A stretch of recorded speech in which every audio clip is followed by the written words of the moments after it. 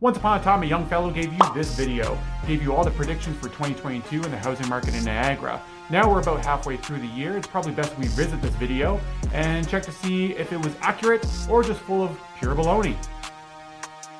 Interest rates. A lot of people on the tail end of 2021 was feeling that the interest rates are going to go up next year, and that really hasn't changed. And it's true that the key rate is expected to rise, but it's probably not going to happen until the tail end of 2022 now.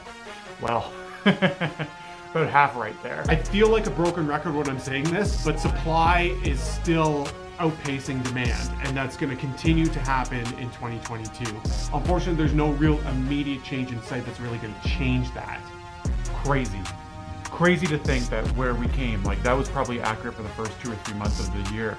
But now we're at a point where we're getting close to 50 to 80 new listings a day. There's just so much inventory out there for buyers available. It's a good thing for buyers, but it's just crazy that we were always just touting the idea of there just being a big supply problem. Yet here we are with so much supply that there's so many listings that are actually getting lost in the mix.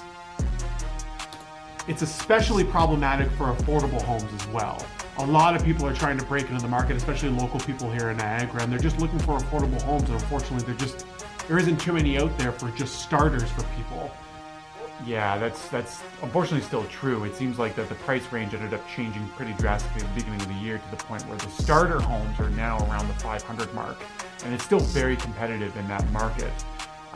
Not only for the amount of buyers that are out there, but also for the quality difference between the different types of homes. You can find a $500,000 home in a couple different places in Niagara, and the quality of those homes will vary drastically.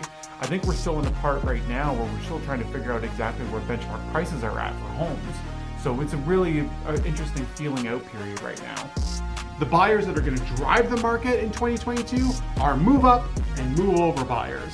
There are people that have probably bought in a first-time home, maybe in the last 3 to 5 years, that realize that there's a lot of equity in those homes now. They can cash in on that equity and purchase something a little bit bigger, maybe something with more bedrooms, maybe a garage, maybe a bigger backyard, maybe even a pool, those type of things. There's even a lot of big movement for the move over people. Now, those are just people that are probably moving from province to province, or people that are moving from city to city. Yeah. Amazing. This is exactly what is happening right now. It seems like people that end up purchasing their homes about 5 years ago, 5 to 7 years ago, have lots of equity built up in their homes, and they're probably looking for the move up property. Some of them are actually looking for investment properties as well. So the majority of the really strong buyers, the strong local buyers that are available right now, are all people that currently own properties. Overall, not a bad prediction. Interest rates ended up going up earlier than expected. The supply issues ended up alleviating themselves actually very quickly to the point where it's a bit of a frenzy out there for buyers.